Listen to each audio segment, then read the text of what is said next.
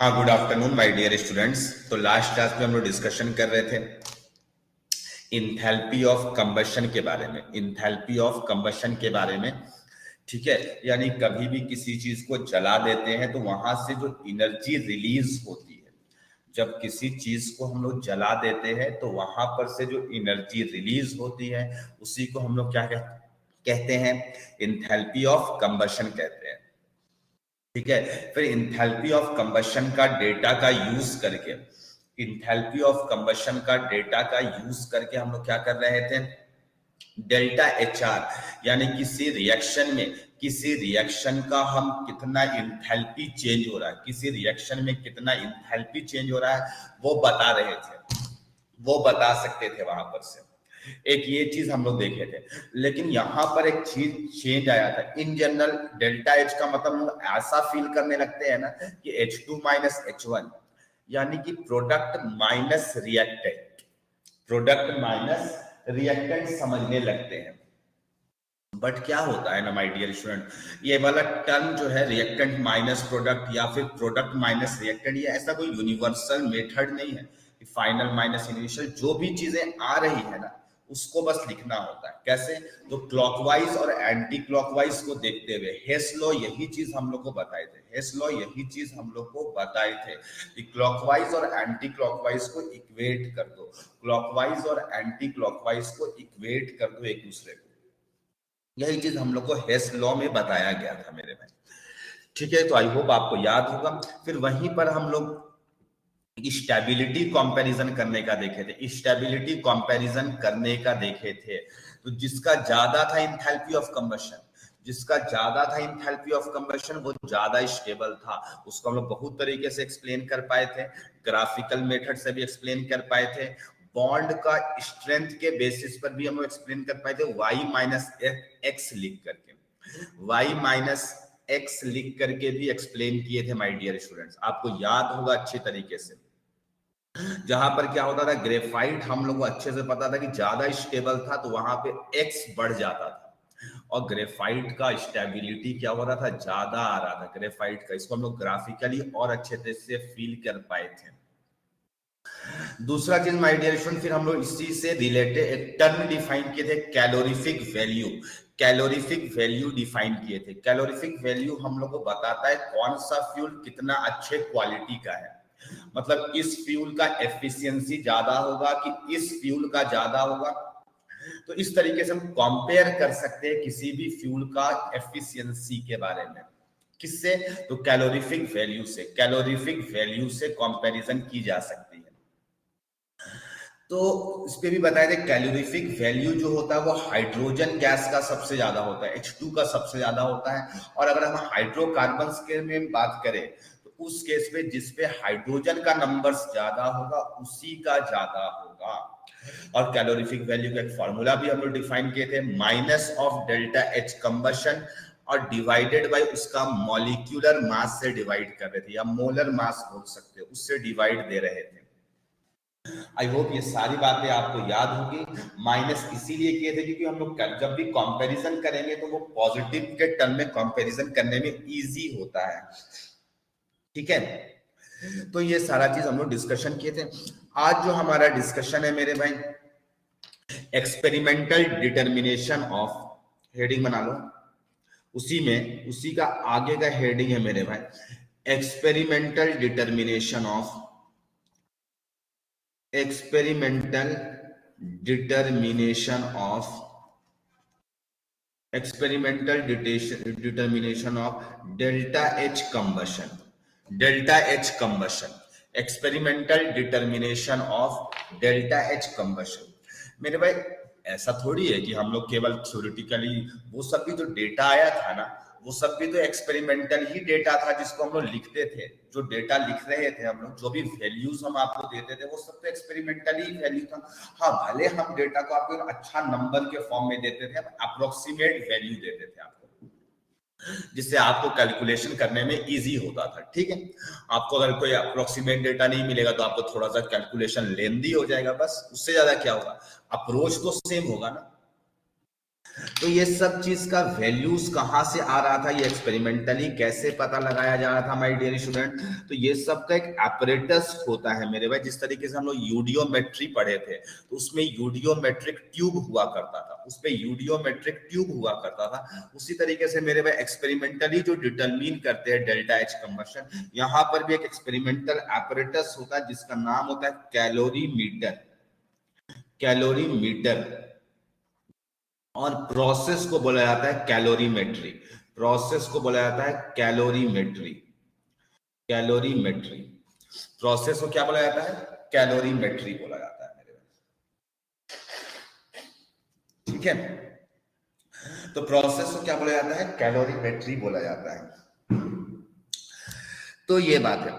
तो इस पे क्या होता है, अलग अलग टाइप का होता है मेरे में, अलग अलग टाइप का होता है कैलोरीमेट्री में भी। कैलोरी जो कैलोरीमीटर होता है वो अलग अलग टाइप का होता है। जैसे बॉम्ब कैलोरीमीटर होता है, वाटर कैलोरीमीटर होता है मेरे भाई, इस टाइप से होता है।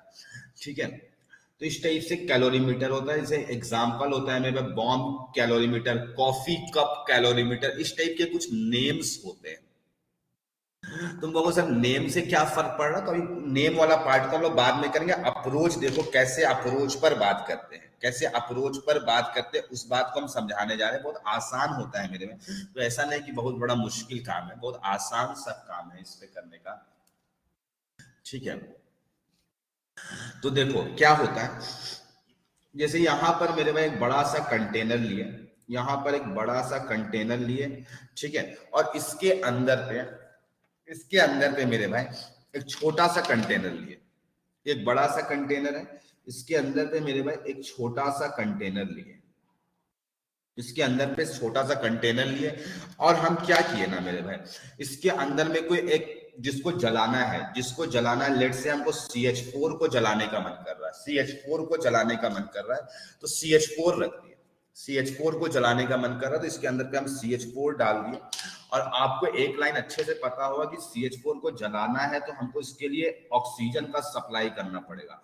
तो एक्सेस में O2 पास करेंगे, O2 पास करेंगे, लेट से ये 0.1 मोल है। हो सकता है आपके पास पे 2 मोल हो, 4 मोल हो, 5 मोल हो, कुछ भी हो सकता है ये CH4। हम लोग CH4 का 0.1 मोल लिए। आप 10 मोल भी ले सकते हो, आप 50 मोल्स भी ले सकते हो। अभी हमको मन किया 0.1 मोल लेने का, ठीक है, ले लिए मेरे भाई। और एक्सेस ऑफ O2 पास कर दिए, ठीक है, और इसको हम कंबशन के लिए लगा दिए मेरे। तो देखो इसे बड़ा वाला कंटेनर में क्या है मेरे भाई, बड़ा वाला कंटेनर में लेट से हम पानी भर के पूरा रख दिए। तुम लोगों से पानी से फायदा क्या होगा मेरे भाई, इससे फायदा ये होगा कि रिएक्शन के दौरान जब कंबशन होगा ना, तो हीट रिलीज होता है। आग जलाते हैं ना मेरे भाई, तो हीट रिलीज होती है, तो ये इसका टेम्परेचर बदल जाएगा। इसका रिएक्शन का जो जिस कंटेनर पे रिएक्शन हो रहा है, उस कंटेनर का टेम्परेचर इंक्रीज या डिक्रीज हो सकता है। इन जनरल कंबशन होगा तो इंक्रीज होगा उसका टेम्परेचर, इसका टेम्परेचर इंक्रीज हो जाएगा माय डियर स्टूडेंट्स। तो दिक्कत है मेरे में। और सिंस हम लोग जो भी रिएक्शंस या जो भी डेटा मेजर करेंगे वो कांस्टेंट टेम्परेचर कांस्टेंट प्रेशर में करेंगे।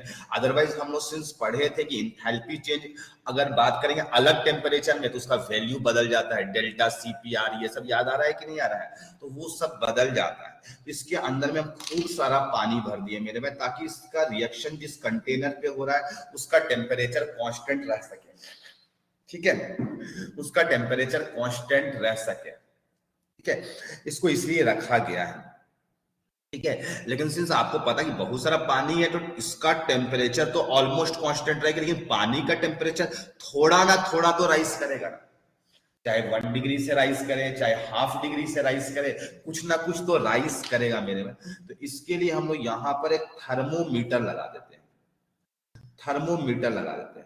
और आप समझ गए होंगे थर्मोमीटर का काम क्या होता है। ये थर्मोमीटर है मेरे में, ये थर्मोमीटर का काम होता है कि टेम्परेचर को मेजर कर देना है। इनिशियली एक टेम्परेचर होगा मेरे भाई और एक फाइनली टेम्परेचर होगा, एक फाइनली टेम्परेचर होगा। तो ये हमको डेल्टा टी का वैल्यू मिल जाएगा, यानी कि T final minus T initial का वैल्यू दे रहा होगा। यानी इनिशियली क्या टेम्परेचर था, फाइनली क्या टेम्परेचर था, ये हमको मालूम चल जाएगा, ठीक है। तुम कहोगे सर ये अगर कैसा मटेरियल का बना हुआ है जो पानी की वजह से ये ठंडा हो, जाहिर सी बात है कंडक्टर होगा, कंडक्टर का मटेरियल होगा तभी पानी से ठंडा हो पाएगा कंटेनर। तो ये जो मटेरियल होगा ना मेरे भाई, ये कॉपर का बना हुआ रहता है। किसका बना रहता है? कॉपर का बना रहता है मेरे भाई। किस चीज का बना रहता है? ये कॉपर का बना हुआ रहता है। फिर से बता रही है कि एक्सपेरिमेंटल एपरेटस है जिसपे हमको आग लगाना है मेरे भाई, कंबशन करवाना है। कंबशन करवाना है, किसका कंबशन करवाना है? मीथेन का करवाना है। मीथेन का कुछ अमाउंट हम ले लिए और उस पे O2 का एक्सेस सप्लाई कर दिए, एक्सेस ऑफ O2 सप्लाई कर दिए। ये धीरे धीरे जलेगा मेरे भाई, जला रहे होंगे इसे, और जलाने की वजह से हीट रिलीज होगी। हीट रिलीज होगी तो क्या होगा? इस कंटेनर के अंदर का टेम्परेचर बढ़ जाएगा। तो इस टेम्परेचर को हम कांस्टेंट रखने के लिए बाहर में खूब सारा पानी भर दिए, बाहर में खूब सारा पानी भर दिए। तो पानी से क्या होगा? ये कंटेनर ठंडा होता रहेगा क्योंकि ये कॉपर का कंटेनर है, कॉपर का ये कंटेनर बना हुआ है, कॉपर मटेरियल है, कॉपर कंटेनर है। ठीक है, कॉपर का कंटेनर बनाया गया जिससे ये हीट लॉस करेगा। और जैसे जैसे मेरे में हीट लॉस करेगा, पानी का टेम्परेचर थोड़ा बहुत इंक्रीज करेगा, बहुत ज्यादा इंक्रीमेंट नहीं होता है। ऐसा मत समझना कि सर बहुत ज्यादा इंक्रीज हो जाएगा, नहीं। इसका जो टेम्परेचर में इंक्रीमेंट होता है वो बहुत कम इंक्रीमेंट होता है, लेकिन ऐसा भी नहीं कि एकदम नहीं होता है, होता है मेरे में। तो सवाल ये है कि इसमें कितना हीट ट्रांसफर किया होगा, कितना हीट ट्रांसफर किया होगा, इस बात को समझना चाहेंगे। ठीक है, पानी में कितना हीट ट्रांसफर किया, यानी टेम्परेचर कितना राइज किया, तो वो हीट ट्रांसफर को लिखने जा रहे हैं Q इक्वल टू, हम लोग एक फॉर्मूला पढ़े थे स्पेसिफिक हीट कैपेसिटी के टर्म में, और एक हम लोग सीपी और सीवी के टर्म में भी पढ़े थे। तो जिस टर्म में आपको करवाया जाए, जिस टर्म में आपको फॉर्मूला दिया जाएगा उस टर्म में लगा सकते हो। अगर आपको स्पेसिफिक हीट कैपेसिटी का वैल्यू दिया हुआ तो MS delta T, MS delta T लगा देंगे। ठीक है, अगर आपको स्पेसिफिक हीट दिया हुआ है तो, अगर आपको सीवी का वैल्यू दिया हुआ है तो सीवी यूज कर लेंगे, और अगर सीपी का वैल्यू दिया हुआ है तो m cp delta t use कर सकते हैं। यानी आप हो सकता है तो एम नहीं मेरे में, उस केस में एन होता है सीवी डेल्टा टी, या तब यूज करेंगे जब वॉल्यूम कांस्टेंट होगा। और ये वॉल्यूम कांस्टेंट जो होता है मेरे भाई, ये बॉम्ब कैलोरीमीटर पे होता है। वैसे बहुत ज्यादा आपको यूज नहीं करवाया जाएगा, लेकिन ये वॉल्यूम जो कांस्टेंट होता है बॉम्ब कैलोरीमीटर पे होता है। बॉम्ब कैलोरीमीटर होता है, एक नाम है बॉम्ब कैलोरीमीटर, जिसमें वॉल्यूम कांस्टेंट होती है, कंटेनर क्लोज्ड रहता है, जिसपे आग लगाया जाता है उसका कंटेनर क्लोज्ड रहता है मेरे। और एनसीपी डेल्टा टी भी यूज हो सकता है depending on the data given. आप इस फॉर्मूला को लगाएंगे, आप इस फॉर्मूला को डिपेंड करता है, ये तब लगाएंगे जब प्रेशर कांस्टेंट होगा, जब प्रेशर कांस्टेंट होगा। ठीक है, तो इस टाइप से चीजें होती रहेगी। आपको या तो प्रेशर कांस्टेंट दिया जाएगा या फिर आपको वॉल्यूम कांस्टेंट दिया जाएगा my dear students, pressure constant या फिर वॉल्यूम कांस्टेंट दिया जाएगा। तो सिंस अब सोचो, अगर वॉल्यूम कांस्टेंट हुआ माय डियर स्टूडेंट तो वर्क डन कितना हो जाएगा? 0। अगर वॉल्यूम कांस्टेंट हुआ तो वर्क डन कितना हो जाएगा? 0।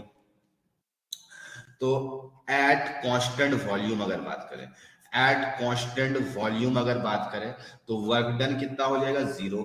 तो आपको क्या फॉर्मूला पड़ता है? Delta U equal to Q plus W. तो Q equal to delta U आ जाएगा, Q equal to delta U आ जाएगा। यहां से इसको 0 कर दो तो Q equal to delta U आ जाएगा मेरे। बस ये एक काम समझ में आ गया होगा। अगर एट कांस्टेंट प्रेशर बात करेंगे मेरे भाई, तो जो Q आएगा वही डेल्टा यू। आपको ना सवाल में डेल्टा यू निकालना होगा या डेल्टा एच निकालना होगा, तो जो Q निकालेंगे ना वही बराबर हो जाएगा कांस्टेंट वॉल्यूम में। एट कांस्टेंट अगर हम प्रेशर बात करें, एट कांस्टेंट प्रेशर अगर बात करें माय डियर स्टूडेंट्स, तो यहां पर क्या आ जाएगा आपको? यहां पर कांस्टेंट प्रेशर पे, यहाँ पे हम लोग कैसे लिखेंगे कांस्टेंट प्रेशर में? तो जो हीट सप्लाई किया जाता है एट कांस्टेंट प्रेशर उसको डेल्टा एच कहा जाता है। तो मेरे भाई ये Q जो हो जाएगा ये डेल्टा एच के बराबर हो जाएगा। Q किसके बराबर हो जाएगा? डेल्टा एच के इक्वल हो जाएगा, डेल्टा एच के इक्वल हो जाएगा। ठीक है माय डियर स्टूडेंट, तो आई होप ये जो बॉम्ब कैलोरीमीटर था आपको अच्छे तरीके से समझ में आ गया होगा, कहीं से कोई मुश्किल नहीं लगना चाहिए। ठीक है, यहां तक क्लियर है मेरे भाई? तो एक बार यस लिखो चैट पे। बस यही दो चीज निकालना होता है मेरे भाई। क्यू कैसे निकालेंगे? तो आपको डेटा में गिवन होगा सीवी का वैल्यू या सीपी का वैल्यू, कुछ भी एक इंफॉर्मेशन गिवन रहेगा, बहुत आसान है। एकदम हलवा चीज है मेरे भाई, ठीक है। चलो, तो ये सारी बातें हो गई मेरे भाई, इसके आगे का पार्ट को बढ़ते हैं आगे, इसके आगे का पार्ट को बढ़ते हैं। एक श्योर जान लीजिएगा, या तो आपका वॉल्यूम कांस्टेंट रहेगा या तो प्रेशर कांस्टेंट रहेगा, और नहीं कांस्टेंट रहेगा तो कुछ इंफॉर्मेशन गिवन होगा, जो कि पॉसिबल नहीं है इन जनरल, आपको कुछ ना कुछ एक कांस्टेंट दिया ही रहेगा। चलो मेरे भाई, अब आगे का टर्म में बात करने जा रहे हैं मेरे भाई। दो टाइप का हम इंथैल्पी बात किए थे लास्ट क्लास में, एक इंथैल्पी ऑफ फॉर्मेशन के बारे में डिस्कशन किए थे, और दूसरा इंथैल्पी ऑफ कंबशन जो आज जाके कंप्लीट हुआ। अब थर्ड टाइप का इंथैल्पी बात करने जा रहे हैं, इंथैल्पी ऑफ सब्लिमेशन। कोई हमको बताना चाहेगा माय डियर स्टूडेंट्स कि सब्लिमेशन का मतलब क्या होता है? सब्लिमेशन का मतलब क्या होता है? सब्लिमेशन का मतलब क्या होता है मेरे में? यस, सॉलिड से गैस बना देना। सॉलिड से गैस बनाने में तो सिंस आपको ही पता है कि जब भी किसी चीज को सॉलिड से गैस बनाना होगा तो हमको एनर्जी सप्लाई करना पड़ता है in the form of heat. Heat और वर्क दो ही ट्रांसफरेबल फॉर्म ऑफ एनर्जी है माय डियर स्टूडेंट्स। तो हम लोग को हीट के फॉर्म में सप्लाई करना होगा, उसी को हम लोग क्या बोलते हैं? Enthalpy of sublimation. उसी को क्या कहते हैं? इंथैल्पी ऑफ सब्लिमेशन कहते हैं। तो इस पे एक लाइन डेफिनेशन में लिख लो, the change in enthalpy, the change in enthalpy when 1 mole of substance या सब्सटेंस ब्रैकेट में सॉलिड लिख लेना, वो सब्सटेंस कैसा होना चाहिए? सॉलिड होना चाहिए। is converted into gaseous state, is converted into gaseous state, ठीक है। हाँ, गैसेस स्टेट, और ये सब जो प्रोसेस होगा मेरे भाई वो फिक्स टेम्परेचर में होगा, at given temperature and pressure.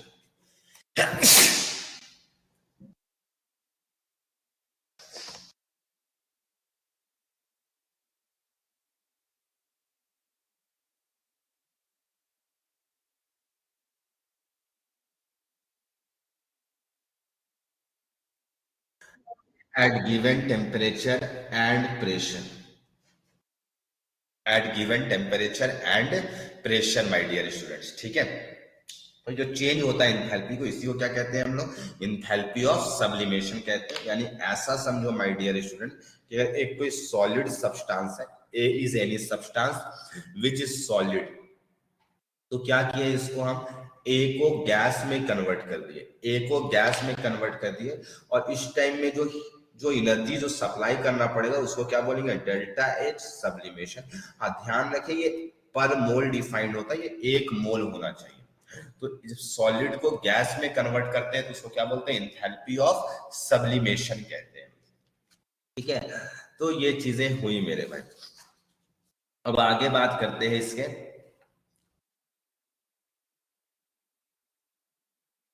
अब इसके आगे का पार्ट बात करते हैं मेरे भाई, ठीक है।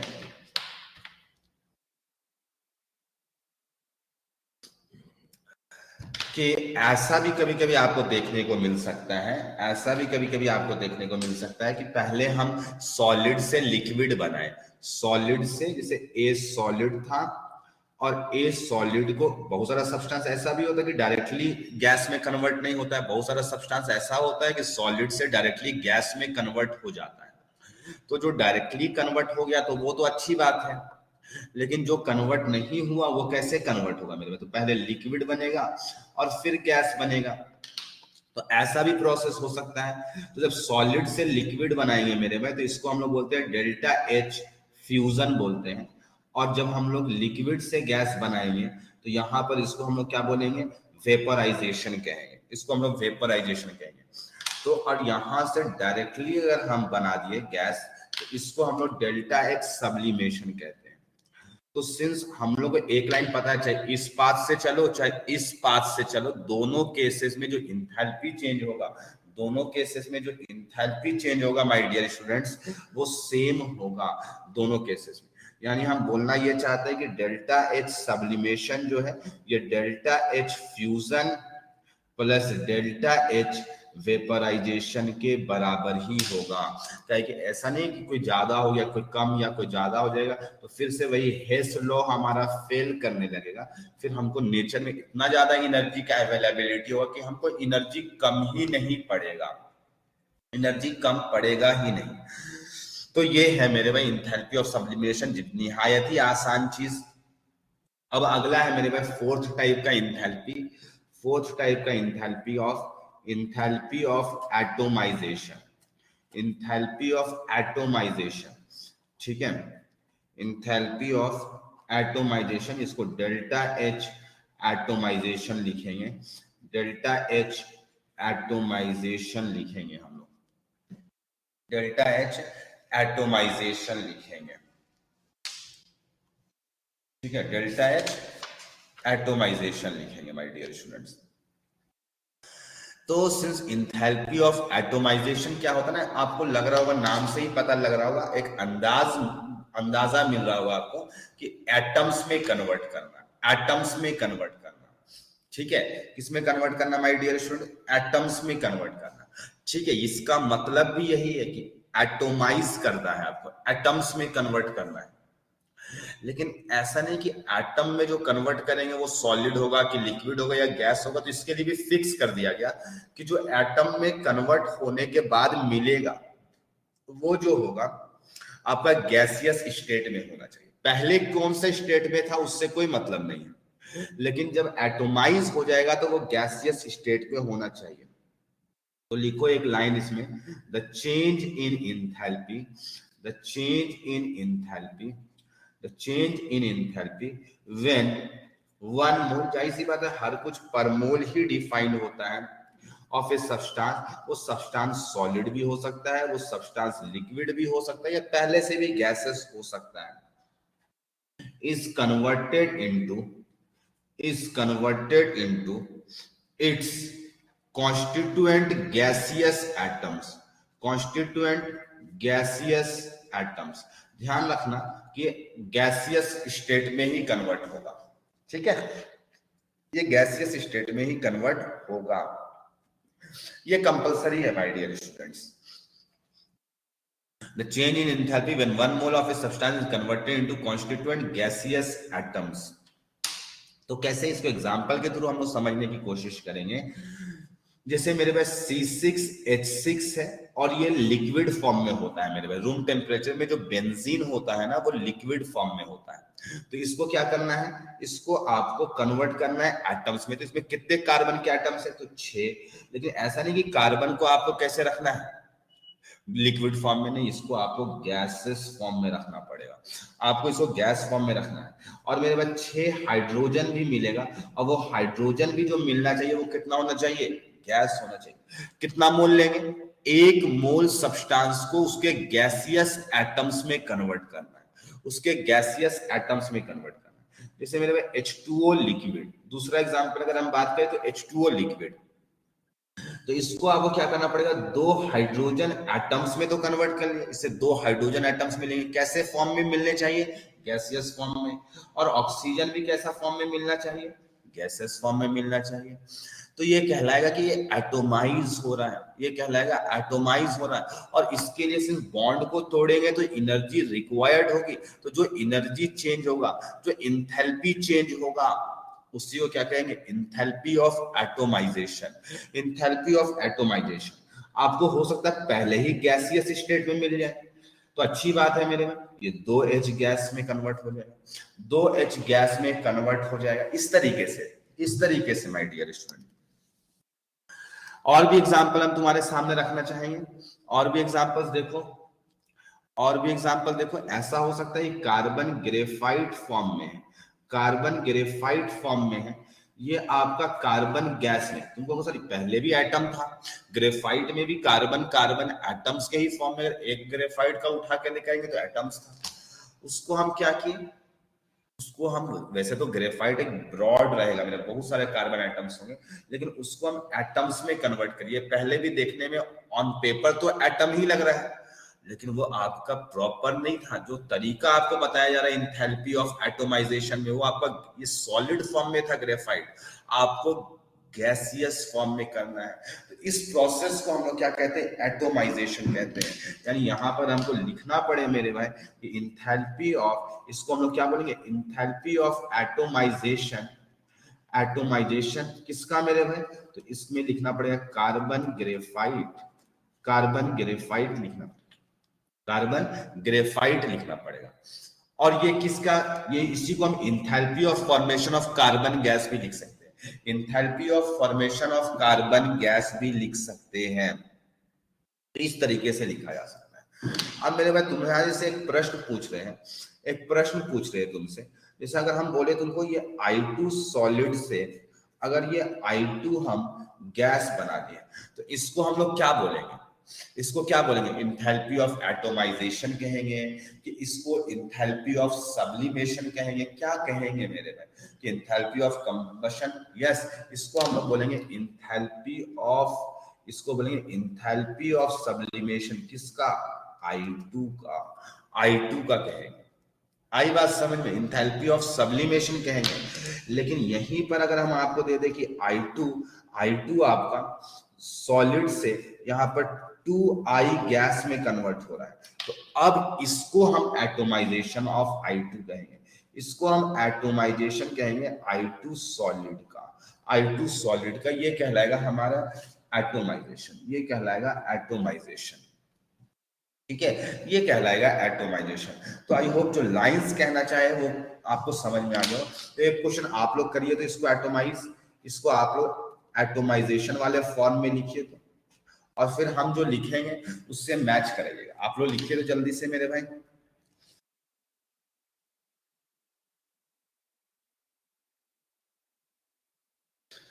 तो आई होप आप लोग लिख लिए होंगे। तो 2 aluminium gas plus 3 oxygen atom gas, तो ये कहलाएगा enthalpy of sublimation of Al2O3। कितनों लोग का सही हुआ, मेरे वाले से मैच खाया मेरे भाई, एटोमाइजेशन ऑफ Al2O3 सॉलिड, ठीक है, वेरी गुड। तो आप लोग लिखने के लिए सीख गए मेरे में, बहुत अच्छी बात है कि सब लोगों का सही हुआ। तो इंथैल्पी ऑफ एटोमाइजेशन आपको समझ में आ गया होगा कि एटम में तो कन्वर्ट करना है, ये लाइन सबको समझ में आता है। बस इस पे एक लाइन है कि इसको गैसियस स्टेट पे रखना है, गैसियस एटम्स पे रखना है, ये लाइन आपके लिए इंपॉर्टेंट है, ठीक है, गैसियस एटम्स में रखेंगे मेरे भाई। तो ये रहा एटोमाइजेशन के बारे में। अब अगला टर्म इसी तरीके से मेरे अभी तक हम लोग डिफाइन किए, आज का लेक्चर में मेनली नया नया टर्म डिफाइन किया, enthalpy of sublimation, fusion, vaporisation, ये सारे टर्म्स को डिफाइंड किए। उसके बाद अभी जो है इंथैल्पी ऑफ एटोमाइजेशन डिफाइन किए। अब अगला टर्म हम डिफाइन करने जा रहे हैं bond dissociation enthalpy, bond dissociation enthalpy, bond dissociation enthalpy, bond dissociation enthalpy. और इसी के साथ में एक टर्म और भी पढ़ेंगे, बॉन्ड इंथैल्पी भी पढ़ेंगे, दो टर्म्स को पढ़ाई करेंगे, बॉन्ड डिसोसिएशन इंथैल्पी भी और बॉन्ड इंथैल्पी भी पढ़ाई करेंगे, बॉन्ड इंथैल्पी भी पढ़ाई करेंगे। तो पहले तो हम बॉन्ड डिसोसिएशन इंथैल्पी बताएंगे मेरे भाई, और फिर हम आपको बॉन्ड इंथैल्पी बताएंगे, फिर हम आपको बॉन्ड इंथैल्पी बताएंगे, एक एक करके बताया जाएगा मेरे भाई। ऐसा नहीं कि दोनों साथ साथ बता दिया जाएगा, नहीं, आपको धीरे धीरे सब कुछ सिखाया जाएगा मेरे भाई। तो बॉन्ड डिसोसिएशन इंथैल्पी को हम शॉर्ट में BDE लिखेंगे मेरे भाई, BDE। तो पहले हम BDE का डेफिनेशन लिख देते हैं, BDE बॉन्ड डिसोसिएशन इंथैल्पी का हम डेफिनेशन लिखना चाहेंगे सबसे पहले। The change in enthalpy, the change in enthalpy, the change in enthalpy, ठीक है, when one mole of a particular bond, one mole of a particular bond, जो जो कंपाउंड होगा मेरे भाई, compound must be present in gaseous state, in gaseous state, ठीक है, compound must be present in gaseous state. The change in enthalpy when one mole of a particular bond, और जो compound जिसका बॉन्ड डिसोसिएट का मतलब होता है तोड़ देना, डिसोसिएट का मतलब क्या होता है, तोड़ देना, तो उस वाले का तोड़ना है जिसमें क्या होगा, जिस वाले में क्या होगा, जो कंपाउंड होगा वो गैसियस फॉर्म में प्रेजेंट होना चाहिए, वो गैसियस फॉर्म में प्रेजेंट होना चाहिए आपका, ठीक है। वो किस फॉर्म में प्रेजेंट होना चाहिए, गैसियस फॉर्म में प्रेजेंट होना चाहिए, ठीक है। Present in gaseous state undergoes complete homolytic, homolytic का मतलब होता है मेरे में एक जैसा, वैसे हम पहले भी पढ़ा चुके हैं होमोलिटिक बॉन्ड ब्रेकिंग और heterolytic bond breaking, undergoes complete homolytic bond breaking, bond breaking, ठीक है। अच्छा, ये जो प्रोडक्ट मिलेगा वो भी गैसियस स्टेट में होगा, to produce product in gaseous state. वैसे ये लाइन का मतलब उतना भी ज्यादा इंपॉर्टेंट नहीं है मेरे भाई, ये सब लाइन इतना लंबा इंग्लिश में लिख रहे हैं, ये सब आपसे कोई पूछेगा नहीं, इसका यूज पड़ेगा हम लोगों को समझने के लिए। जैसे क्या है ना माय डियर स्टूडेंट, सुनना मेरी बात को ध्यान से, मेरे भाई CH4 मॉलिक्यूल है, तो क्या होगा ना, जैसे एक बॉन्ड को तोड़ दिया ना तो दूसरा बॉन्ड को तोड़ने में फिर एनर्जी अलग लगेगा, हाँ, एक ही साथ तोड़ देंगे ना चारों को तब सेम एनर्जी होगा, एक ही साथ तोड़ेंगे ना तो सबका सेम एनर्जी होगा। तुमको बोल ऐसा काहे होगा, तो बता रहे हैं मेरे, ये CH4 गैसियस फॉर्म में, CH4 गैसियस फॉर्म में इसका भी एक बॉन्ड तोड़े तो CH3 बन जाएगा और ये रेडिकल बनेगा मेरे भाई, H होमोलिटिक क्लीवेज हुआ है तो H रेडिकल बनेगा, समझ में, अलग अलग बनेगा। बॉन्ड को ऐसा नहीं कि हेट्रोलिटिकली तोड़े है, बस सिर्फ कार्बन का इलेक्ट्रॉन कार्बन के पास चला गया, हाइड्रोजन का इलेक्ट्रॉन हाइड्रोजन के पास चला गया, तो सिंस अभी पहला बॉन्ड तोड़े तो इसका बॉन्ड डिसोसिएशन इंथैल्पी 1 कहेंगे, बॉन्ड डिसोसिएशन इंथैल्पी 1 कहेंगे। लेकिन जब दूसरा बॉन्ड तोड़ेंगे ना तो अभी देखो ये कार्बन का हाइब्रिडाइजेशन sp3 था, अब जो कार्बन का हाइब्रिडाइजेशन है वो sp2 है। कोई हमको बताएगा कि sp3 बॉन्ड ज्यादा स्ट्रॉन्गर होता है या sp2 बॉन्ड ज्यादा स्ट्रॉन्गर होता है, sp2 होता है। अब जो एनर्जी लगेगा ना मेरे भाई वो अलग एनर्जी लगेगा, वो अलग एनर्जी लगेगा, ठीक है। चाहो तो इसको और अच्छा से लिख लो, delta H bond dissociation energy 1, delta H bond dissociation energy 1, इस तरीके से लिख सकते हो मेरे भाई, तो ज्यादा एनर्जी लगेगा, इसीलिए मेरे भाई अलग अलग होगा सारे बॉन्ड को तोड़ने में, इसीलिए हम लाइन लिखे हैं मेरे भाई, चेंज होगा जब एक पार्टिकुलर बॉन्ड, देखो पार्टिकुलर बॉन्ड जो कंप्लीट होमोलिटिक बॉन्ड ब्रेकिंग होगा, पार्टिकुलर बॉन्ड के बारे में बात करें, अलग अलग बॉन्ड का अलग अलग एनर्जी होगा मेरे भाई, हाँ, लेकिन चारों को जब साथ में तोड़ते हैं तो एक टाइप का एनर्जी लगता है, तो क्यों लगता है वो भी बात सामने आएगी। इसी तरीके से मेरे भाई अगर कोई दूसरा मॉलिक्यूल ले ले, C2H4 गैस ले लिए, ठीक है, तो इसको भी जब तोड़ोगे मेरे भाई तो जैसे C2H3 हो गया और यहां से एक H निकल जाएगा, तो इसके लिए भी यहाँ पर इसका बॉन्ड डिसोसिएशन इंथैल्पी 1 हो जाएगा, इसका भी दूसरा तोड़ेंगे मेरे भाई, ये पेज नहीं दिखाया, अच्छा सॉरी मेरे भाई, कैमरा जो है टेढ़ा हो गया थोड़ा सा, एक सेकंड भाई, टेंशन बिल्कुल नहीं लेगा।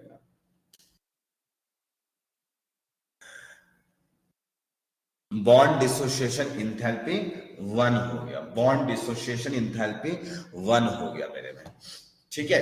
इसके लिए ये अलग एग्जांपल है मेरे में, ये अलग एग्जांपल, इसका दूसरा तोड़ेंगे तो बॉन्ड डिसोसिएशन इंथैल्पी 2 लिखेंगे, ठीक है। तो इस तरीके से चलेगा मेरे में, इस तरीके से चलेगा।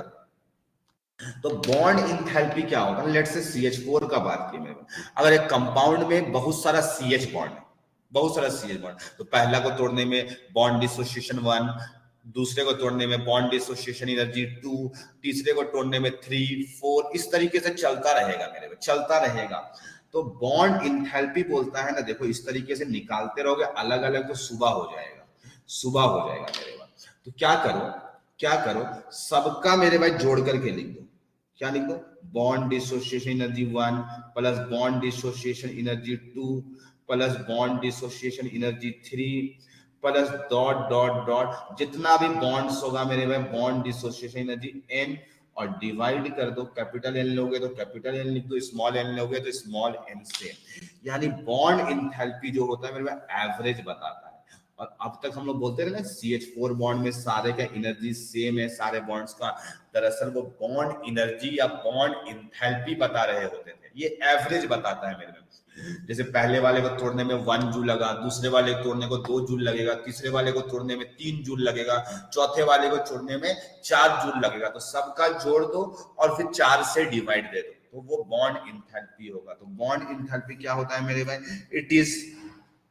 it is average of all bond dissociation enthalpies सबका जोड़ करके मेरे it is average of all bond dissociation enthalpy, सबका जोड़ करके। और एक बात सच सच बताएंगे मेरे भाई, ये हमेशा पॉजिटिव होगा, हमेशा एनर्जी पॉजिटिव होगा, क्योंकि बॉन्ड को तोड़ने में हमेशा एनर्जी लगती है, बॉन्ड को तोड़ने में हमेशा एनर्जी लगती है। तो आई होप ये लाइंस तुम्हें क्लियर होगी कि मतलब क्या है। तो बॉन्ड डिसोसिएशन एनर्जी एक एक बॉन्ड, एक एक पार्टिकुलर बॉन्ड के बारे में आइडिया देगा। देखिए क्या है मेरे भाई, बॉन्ड इंथैल्पी क्या है वो एवरेज बताएगा, और ज्यादा अच्छा है मेरे भाई। और हम लोग जो भी बॉन्ड एनर्जी जो चिल्लाते रहते थे ना पहले, दरअसल वो बॉन्ड इंथैल्पी एवरेज वाला बात कर रहे होते थे, एवरेज वाला बात कर रहे होते थे। ठीक है, तो आई होप ये लाइंस तुम्हें समझ में आ गई होगी। अब हम आगे बात करते हैं इसका एप्लीकेशन पार्ट पे आते हैं। अब एप्लीकेशन इसे कैसे कैसे यूज करेंगे बॉन्ड इंथैल्पी का। तो हेडिंग बनाओ, application of bond enthalpy, application of bond enthalpy. ठीक है, बॉन्ड इंथैल्पी को शॉर्ट में बीई भी लिख सकते हो, बॉन्ड एनर्जी भी बोल सकते हो, कोई दिक्कत नहीं है, एनर्जी भी बोल सकते हो। ठीक है, लेकिन कोई दिक्कत नहीं है। ठीक है, चलेगा, लाइन चलेगा। ठीक है, तो अब बात करें तुम इसका एप्लीकेशन कैसे है मेरे में। तो जैसे लेट से मेरे में H2 गैस है और I2 गैस है, H2 गैस है और आपको I2 गैसियस स्टेट में दिया गया और आपको 2HI बना दिया गया और आपसे बोला गया कि इसका HR निकालो, डेल्टा HR निकालो। यानी कि जैसे हम लोग एप्लीकेशन पार्ट था ना, HR निकालना, रिएक्शन का इंथैल्पी चेंज कितना हो रहा है वो निकालने का, तो वही चीज निकालने का बात कर रहे हैं। तो कैसे बात करेंगे मेरे भाई, ये H2 जो है और ये जो I2 है मेरे में और ये 2HI है, 2HI है और यहाँ पे ये डेल्टा HR है। क्या होगा, ये H2 गैस था, ये फिर 2H गैस में कन्वर्ट करेंगे, पहले एटम्स में कन्वर्ट कर दिए, क्यों, H और एक एक I कॉम्बाइन होगा, एक H और एक I कॉम्बाइन होगा तो 2I गैस बनेगा। और मेरे भाई अगर इसको तुम तोड़ोगे, इसको तोड़ोगे मेरे भाई, तो यही दोनों मिलेगा, यही दोनों मिलेगा। आ रही है बातें समझ में, यही दोनों मिलेगा मेरे में। इसको तोड़ोगे तो 2I मिलेगा, इसको तोड़ोगे तो 2H मिलेगा, 2HI को तोड़ोगे तो 2I मिलेगा और 2H मिलेगा। और मेरे में पहले भी गैसियस फॉर्म में था और बाद में भी गैसियस फॉर्म में। तो पहले भी बॉन्ड डिसोसिएशन इंथैल्पी या बॉन्ड इंथैल्पी, तो एवरेज बात करेंगे मेरे में, तो कब गैसियस से गैसियस में होना चाहिए, गैसियस से गैसियस में होना चाहिए। तो यहाँ पे अगर डेल्टा H1 लगा, यहाँ पे डेल्टा H2 लगा, तो ऐसे लिख देंगे, ऐसे लिख देंगे माय डियर स्टूडेंट। और यहाँ पे मेरे में अगर डेल्टा H3 लगा, तो सिंस आपको क्लॉकवाइज एंटी क्लॉकवाइज वाला मेथड बताए थे, तो ये सब का डायरेक्शन क्या हो गया मेरे भाई, लगा दो डायरेक्शन। तो ये दोनों का डायरेक्शन एंटी क्लॉकवाइज, इसका डायरेक्शन मेरे भाई क्लॉकवाइज, इसका भी डायरेक्शन क्लॉकवाइज। तो anti clockwise equal to clockwise कर दो। ठीक है, anti clockwise equal to clockwise कर दो, तो डेल्टा H3। तो मेरे भाई यहाँ पर से डेल्टा HR क्या आ गया, delta H1 plus delta H2, यानी enthalpy of reactant minus enthalpy of product आया। यानी कि फिर से बदलाव आया मेरे भाई। ऐसा नहीं कि फाइनल प्रोडक्ट था तो प्रोडक्ट माइनस रिएक्टेंट आ गया, ऐसा नहीं हुआ। आपको फिर से क्या आया मेरे भाई, फिर से क्या हुआ माय डियर स्टूडेंट्स, तो ये फिर से आपका बॉन्ड इंथैल्पी या बॉन्ड इंथैल्पी लिखो या डेल्टा H1 डेल्टा H2 लिखो, किसका मेरे भाई, तो आप इसका किसका था, ये रिएक्टेंट का था। तो इसी तरीके से वहां पर भी आया था, इसीलिए हम बोले यूनिवर्सल मेथड लगाओ। क्लॉकवाइज एंटी क्लॉकवाइज, ठीक है, तो कंफ्यूजन कभी भी नहीं होगा बॉन्ड इंथैल्पी प्रोडक्ट का, बॉन्ड इंथैल्पी प्रोडक्ट का। तो इस तरीके से लिखेंगे मेरे भाई, तो कभी भी कोई कंफ्यूजन नहीं होगा, कोई कंफ्यूजन नहीं होगा। तो आई होप ये लाइंस तुमको समझ में आ रहा हो। लेकिन बॉन्ड इंथैल्पी जो होगा गैस से गैस का डिफाइन होगा, गैस से गैस का डिफाइन होगा, ठीक है मेरे भाई। कैसे डिफाइन होगा? गैस से ही गैस का डिफाइंड होगा, गैस से ही गैस का डिफाइंड होगा। ये बातें आपको समझनी है मेरे भाई, ये बातें आपको समझनी है अच्छे तरीके से। जितना अच्छे तरीके से समझोगे मेरे भाई उतना क्लैरिटी रहेगी। चलो ठीक है, एक एग्जाम्पल दिख रहा है मेरे में, ऐसा भी हो सकता है दूसरा एग्जाम्पल अगर हम बात करें, दूसरा एग्जाम्पल बात करें जिसमें गैसेस फॉर्म में नहीं हो, तब कैसे लिखेंगे आप लोग बताइएगा मेरे में। अगर हमको बॉन्ड इंथैल्पी निकालना है या रिलेशन बनाना है, थोड़ा दिमाग लगाइएगा आप लोग और फिर हमें बताइएगा। हम आपको 30 सेकंड का टाइम देंगे, 30 सेकंड का टाइम देंगे। एग्जाम्पल नंबर 2, अगर गैसेस फॉर्म में नहीं है, जैसे H2 गैस है मेरे भाई, लेकिन आपको पता है कि I2 जो होता है वो सॉलिड फॉर्म में एग्जिस्ट करता है, और यहाँ पे 2HI गैस मिला, और इस रिएक्शन का आपको डेल्टा HR निकालना है। तो मेरे भाई हमको बताओ तो इसका रिलेशन क्या आएगा, इसका रिलेशन क्या आएगा, बताओ हमें।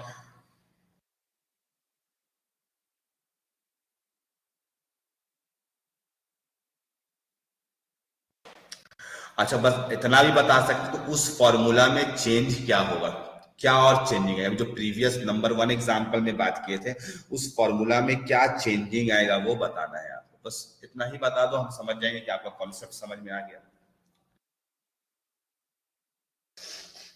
यस, शिवम का जवाब सही है कि सर सब्लिमेशन, सब्लिमेशन होगा।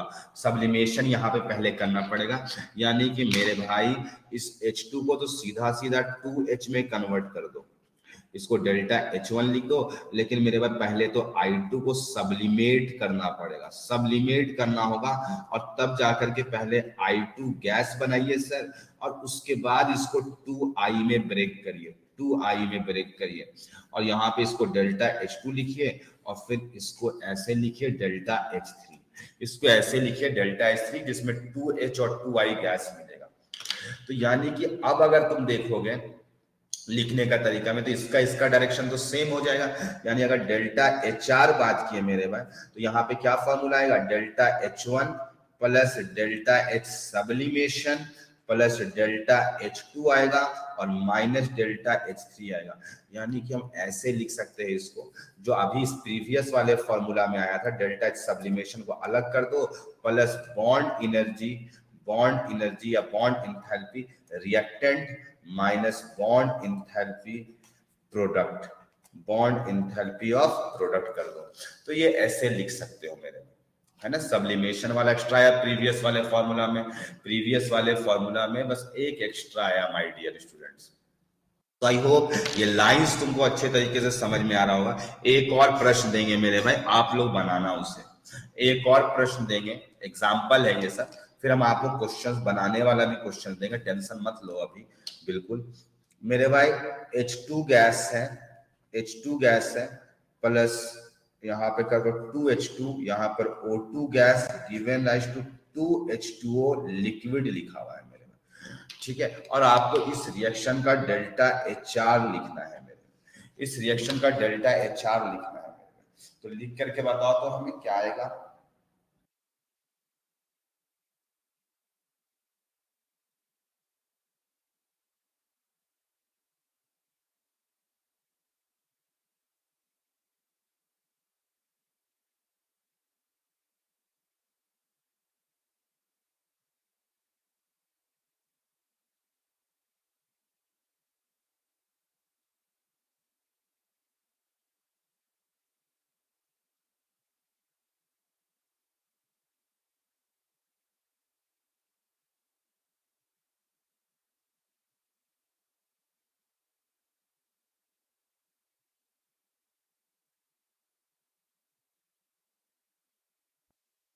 हो गया?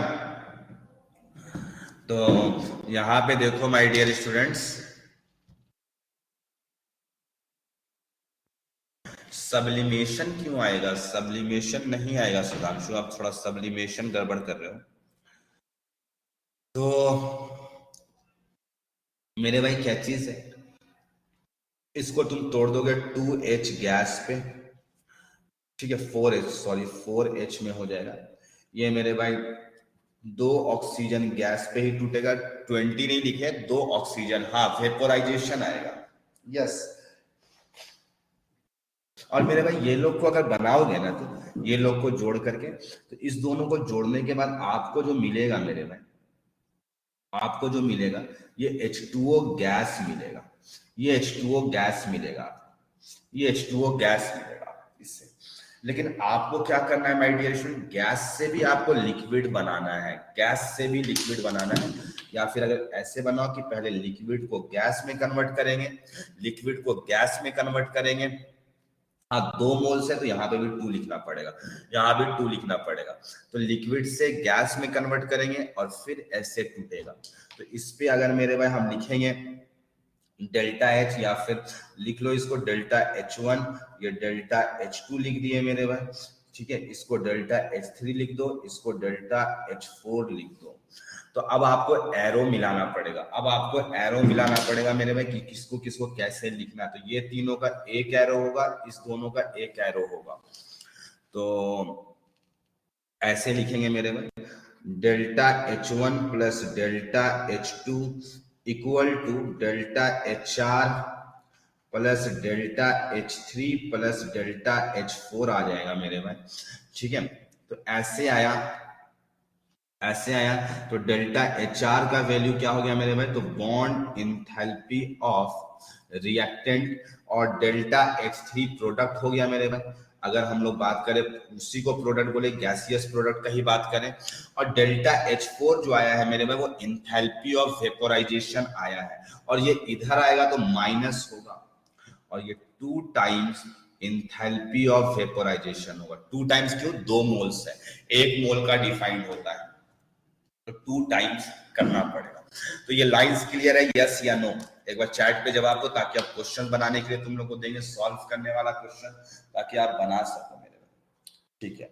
अनीशा को समझ में आ गया, आयुष को भी समझ में आ गया, फलक को भी समझ में आ गया, वेरी गुड, शिवम को भी समझ में आ गया। तो अब क्वेश्चन देते हैं मेरे भाई। क्वेश्चन ये 2 आया है, 2 मोल्स था H2O का, इसीलिए हम 2 लिखे हैं मेरे भाई, ठीक है। तो क्वेश्चन लिख रहे हैं, क्वेश्चन लिख रहे हैं, कार्बन गैस है, कार्बन गैस है माय डियर स्टूडेंट्स, और साथ में O2 गैस है, और यहाँ पर ये CO2 गैस में कन्वर्ट हुआ, ठीक है, CO2 गैस में कन्वर्ट हुआ। ऑब्वियस सी बात है, इसमें डेल्टा HR आपको निकालना है, डेल्टा HR निकालना है मेरे भाई। और आपको कुछ डेटा गिवन है, गिवन क्या क्या है वो हम बता रहे हैं मेरे भाई। ये आपको delta H atomisation, atomisation of graphite आपको दिया हुआ है मेरे भाई 700 किलो जूल पर मोल। डेल्टा H आपको एटोमाइजेशन ऑफ ग्रेफाइट दिया हुआ है 700 किलो जूल पर मोल। आपको लिखा हुआ है bond enthalpy of oxygen, O2 लिख देते हैं सीधा, बॉन्ड एनर्जी या बॉन्ड इंथैल्पी बोलो OO बॉन्ड का, ये 600 किलो जूल पर मोल गिवन है माय डियर। आपको डेटा, अच्छा डेटा दे रहे जाके, जो कि आप आसानी से बना सको। और bond energy of C double bond O दिया हुआ है आपको, C डबल बॉन्ड O दिया हुआ है मेरे भाई 800 किलो जूल पर मोल। तो आपको क्या निकालना है, डेल्टा HR निकालना है मेरे भाई, जल्दी से निकालो। तो बैलेंसिंग चेक कर लेना मेरे भाई, ठीक है, क्योंकि मोल्स वोल्स है, जो चेक करके बना रहा आराम से, कहीं कोई आग बकाने की जरूरत नहीं है यार।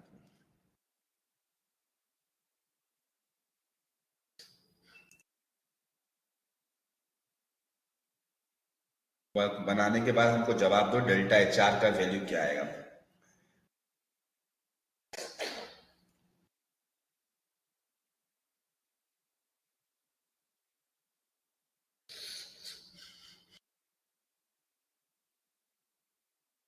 मेरे भाई कार्बन गैस लिख दिए, इसको बदल दो, तो डेटा में हम ग्रेफाइट दिए है ना, तो सॉलिड कर लो मेरे भाई, ठीक है, अब ताकि आसानी से बन पाएगा,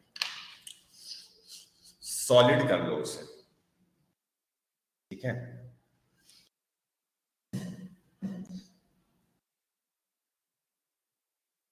सॉलिड के नीचे भी नहीं, यहाँ पे ग्रेफाइट भी लिख दो ताकि पता चले कौन सा सॉलिड फॉर्म में लिए, ग्रेफाइट फॉर्म में लिए।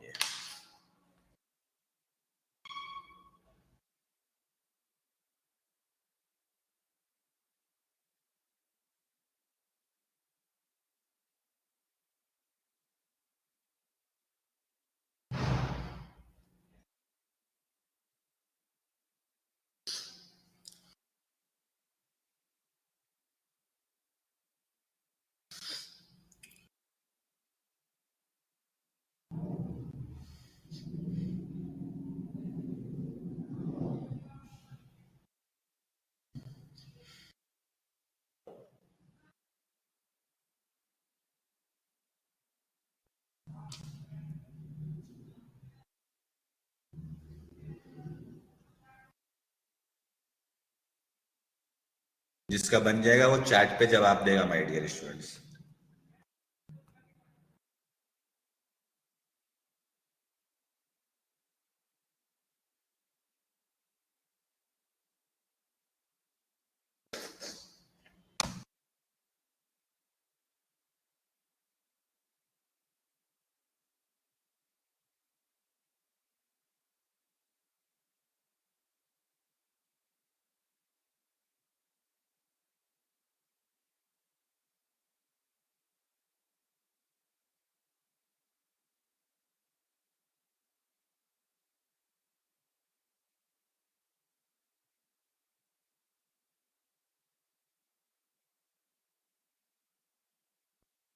माय डियर स्टूडेंट, हम क्लास को एंड कर देंगे क्योंकि थोड़ा हम कंफ्यूज कर गए कि मेरा 2:30 बजे से ही क्लास है बाबू, और संडे का दिन होता है, और संडे का दिन में 2:30 बजे से ही क्लासेस होता है। तो अभी मेरा क्लासेस है फिर 2:30 बजे से, तो हम आप लोग को अभी छोड़ देंगे, ठीक ना। तो हम इस क्वेश्चन को आपको हम सॉल्यूशन बता देते हैं, ठीक है, आपको इसका हम सॉल्यूशन बता देते हैं, और एक दो क्वेश्चन घर ले जाने के लिए होमवर्क दे देंगे आपको, घर ले जाने के लिए आपको होमवर्क दे देंगे, उसका सॉल्यूशन हम आपको भेज देंगे मेरे में, ठीक है। थोड़ा मुझे याद नहीं था कि 2:30 बजे से ही होगा।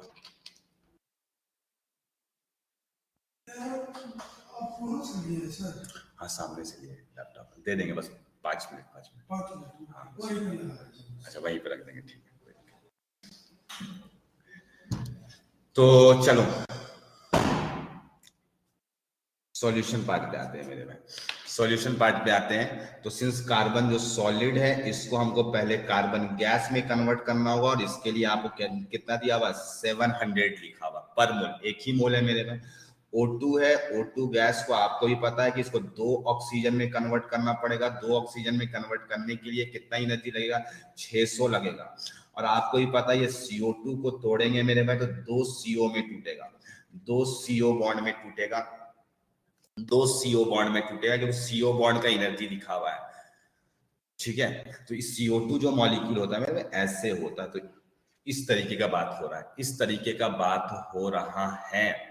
या फिर तुम उल्टा बनाओ मेरे भाई कि इस दोनों को मिला करके सर ऐसे CO2 बनेगा, इसको मिला करके बनेगा जिसपे CO का 2 ठो बॉन्ड रहेगा, 2 ठो बॉन्ड रहेगा, ऐसे रहेगा मेरे भाई। तो यानी एक बॉन्ड का आपको दिया हुआ है 800, तो 2 बॉन्ड का कितना हो जाएगा मेरे भाई, 1600 होगा, 1600 होगा।